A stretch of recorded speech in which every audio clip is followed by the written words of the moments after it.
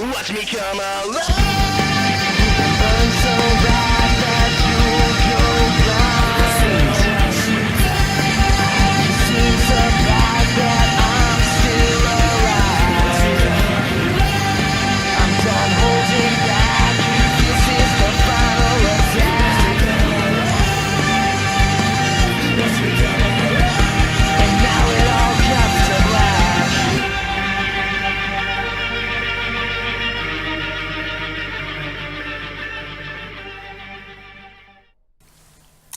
It's happening!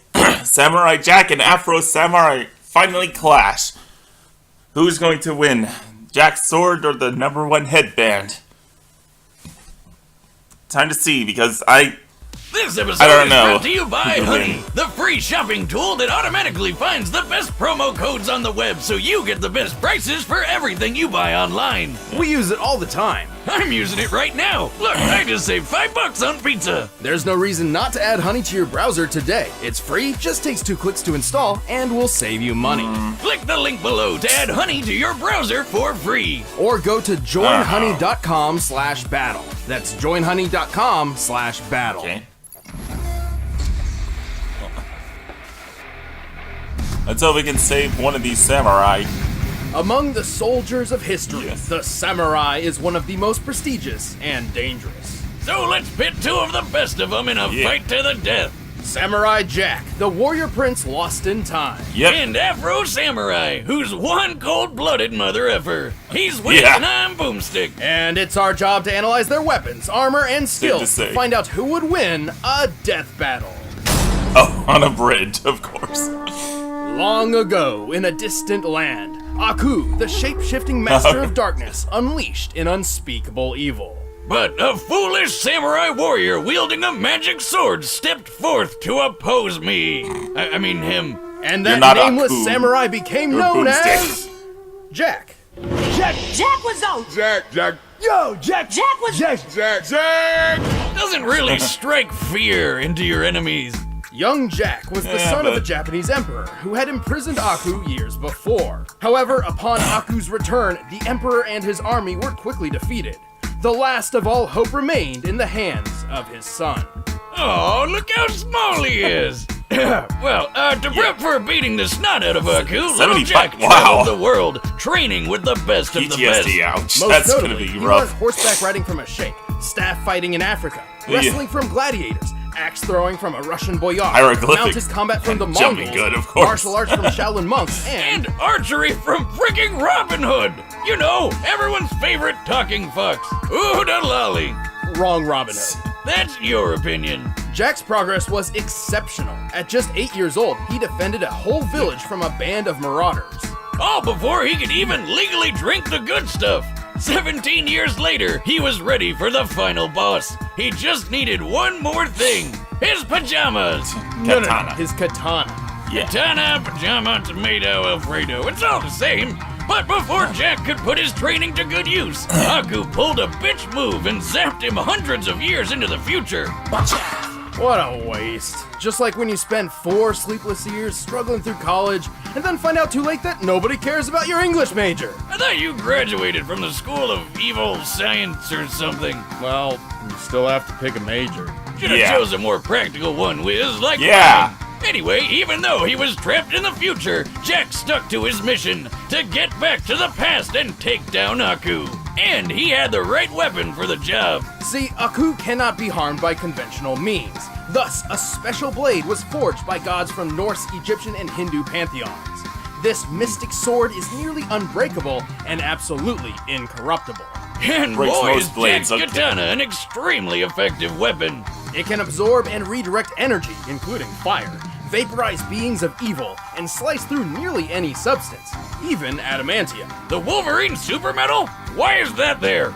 Probably just coincidental naming, but it is shown to be stronger than steel. Of course it is. So the sword's pretty awesome, but so is Jack. He's strong enough to push over this giant pillar, tough enough to survive a fall from orbit, and fast enough to defeat 6 bounty hunters in the time it took for 1 drop of water to hit the ground. By timing the drop, all this had to have taken place in about 1/3 of a second. He's like a ninja samurai.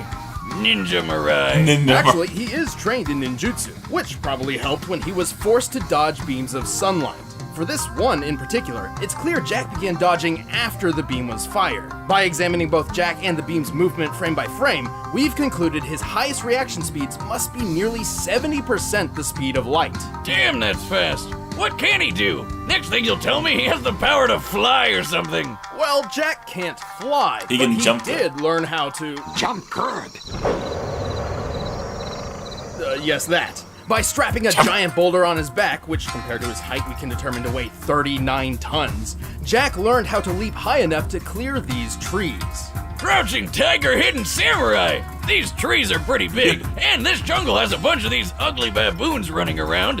And if I were a betting man, which I am, I'd say that this is the African rainforest, where the average tree is about 130 feet tall. Tips on Jack from my basketball team. Guy's got hops. We haven't even mentioned the time he survived several exploding missiles with his friend, the Scotsman. Why does he look so familiar? I like him. With so much talent, it was only a matter of time until Jack found his way home and defeated Aku once and for all. But it took a lot longer than it probably should have. 50 years, in fact. Yeah, good thing time travel makes you stop aging for some reason. But Jack's a good-hearted soul, like a Boy Scout who hasn't discovered Twitter yet. He can be pretty gullible when it comes to more devious opponents. Also, he continues to prolong his lonely journey over and over just because he frequently puts the needs of others before his own. Still, the forces of evil should watch out for Samurai Jack.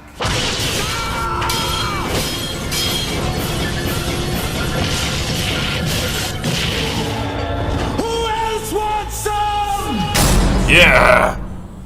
Okay, they The showed a lot of stories that surround the calculations for two Jack. sacred headbands are as What many about as for the Afro? men who died in their pursuit. What's so special about some strips of headcloth? Legend says they were created by the gods, or they can grant the wearer supernatural powers. But in truth, the headbands only bring pain and loss. Such was the case with Afro Samurai.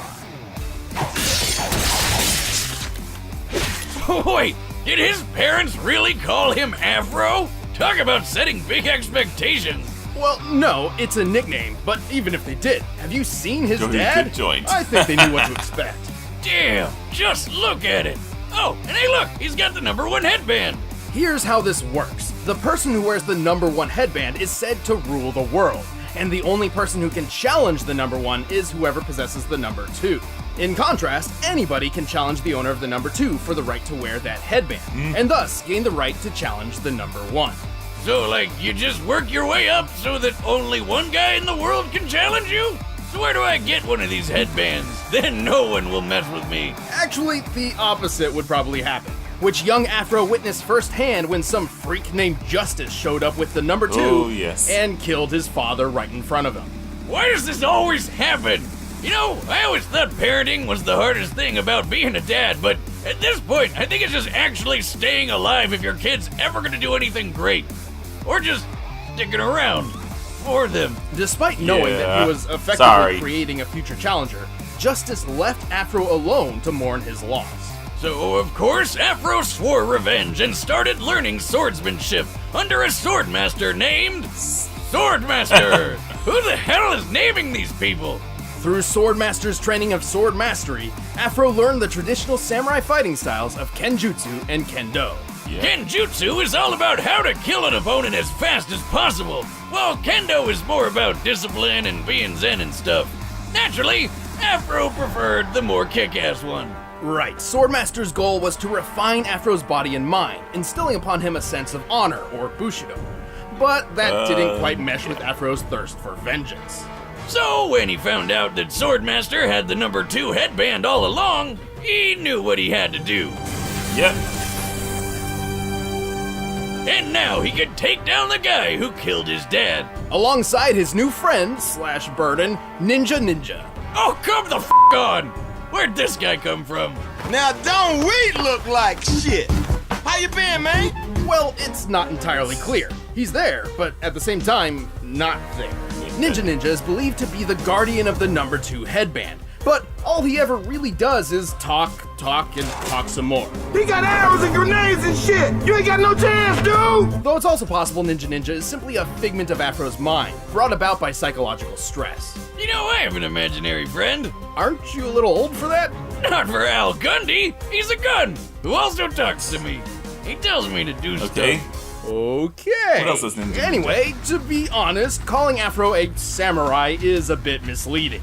He's actually more akin to a ronin, a samurai with no master. And so, with his swordsmanship perfected, Afro wandered the world searching for justice, carrying an arsenal fit for revenge.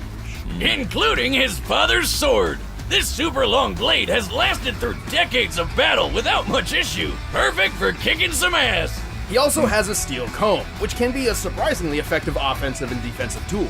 And since he doesn't care about that honor BS, he's not afraid to play dirty by attacking with his sandals. But while on the road to justice, Afro's number 2 headband attracted all manner of dangerous enemies. Luckily, he's more than capable of dealing with each and every one of them. Yeah. He's strong enough to cut other swords in half, throw his sheath through another guy's throat, and even tear off metal arms. Pretty impressive, as many modern metals have tensile strength as high as 80,000 pounds per square inch. Afro is fast enough to cut bullets out of thin air, and even a laser beam. I should note that it's not a plasma-based beam. It bounces off reflective surfaces, doesn't explode upon contact, and it's literally labeled a laser. This means Afro blocked a beam that moved as fast as light, more than 670 million miles per hour. Get this, Jack- that laser beam Jack came from reacted a to robot 70% version of speed Afro. of light. Talk about metal. This Afro droid could easily smash up a car, and our boy Afro just tore it apart. He's survived getting hit by rockets, including this RPG that fragmented a giant cliff face. RPG in a backpack! I think I smell Yep. math coming. This tree nearby is most likely a Japanese mountain ash, which can sometimes grow as high as 30 feet. With that in mind, we compared its height to the fragmentation created by the explosion, and compared the resulting surface area to the shear force for granite. With this, we deduced the RPG's highest possible explosive yield must be around 72 tons of TNT. Damn, what kind of mega rocket launcher are these guys packing? And where do I get it? Many stood in his way, and Afro didn't get through them all unscathed. But by the end, he cut down justice, took his revenge in hand, and proved to the world that Afro Samurai is number 1. Why you gotta kill all my men? Why you gotta kill me? Nothing personal. It's just revenge. Yep. All right, the I'm not- combatants are set. I'm Let's not end sure. this debate once and for all. But first, looking at these swords makes me want to sharpen my knives for my blue I mean, Jack apron meal reacted to tonight. 70% the speed of light.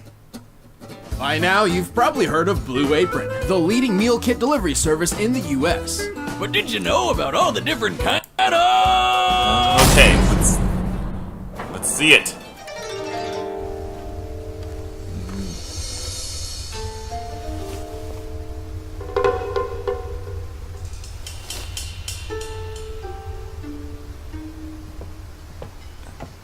Is this going to be full animated?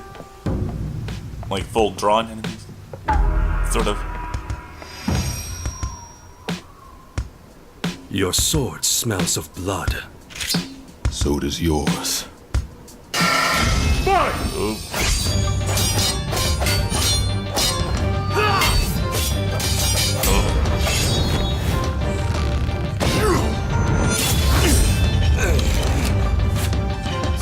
There goes the basket hat.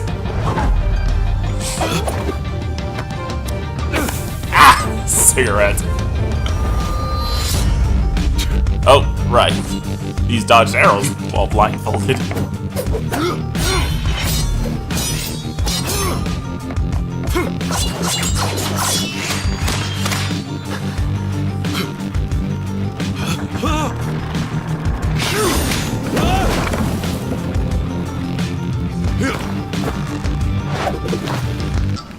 He jumped good. Jump good. Thank you? He jumped good. I'm sorry.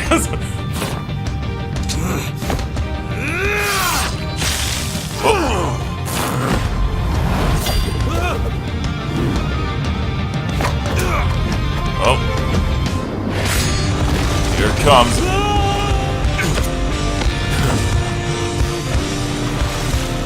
Oh.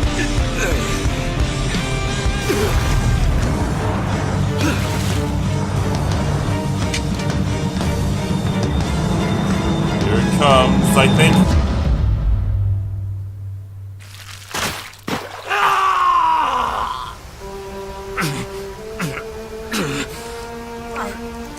Oh, damn.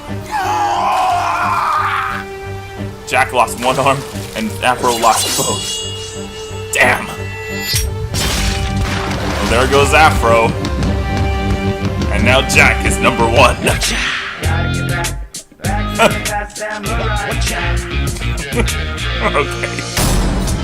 KO! So, like, is he gonna get his arm back, or...? Afro was an exceptional warrior, and his skills would absolutely dominate most sword fights. However, Jack has had a lot of experience with opponents who fight dirty, and Afro could not stand up to his physical superiority. Yeah, Afro never showed strength like how Jack lifted that 39-ton boulder. Jack could react as fast as 70% the speed of light. Afro did block that light speed laser beam, but based on the distance between him and the Afro droid, he only needed to react around 21% the speed of light to do this, still putting him at impressive relativistic speeds, but not even half as quick as Jack. Also, while Afro survived that mega-sized RPG explosion, don't forget how Jack survived a fall from orbit. Oh yeah. While it does seem the spacesuit was responsible for Jack surviving re-entry, it certainly can't be held solely accountable for the final impact. Starting his descent from the Kármán line, or the boundary between Earth's atmosphere and space, Jack covered a distance of 62 miles in just under 7 seconds, moving well over terminal velocity. Thanks to being propelled by exploding space speed. Which means his top velocity was approximately 37,000 miles per hour. Adding the spacesuit's weight to his own, this means his impact force must have equaled about 19 megatons of force. Way more than anything Afro survived. And then he just got up and walked away. Badass. In the end, Jack was just too fast, too strong, too tough, and too well trained for Afro to handle. The winner is Samurai Jack. Well, that was if you guys want impressive. exclusive commentary on the episode, Who's just click next? that little box right over there. And if you want the battle music from this episode, you can get it by clicking the link in the Who's next? description. Who's next? Who is it? Oh, what? Carnage or Lucy? Oh jeez, this is gonna be terrifying. Carnage versus Lucy. Oh dear. This is gonna be very, very, very bloody. Well, anyway, congrats to Samurai Jack. I was a little hesitant at first when they calculated that he only dodged 1% of the speed of light speed, but I didn't even consider what percent of light speed Afro reacted to. But anyway, it's all good. Animation's good too. Can't wait to find the music for this. And, alright. See you when Carnage and Lucy start tearing each other apart. See ya!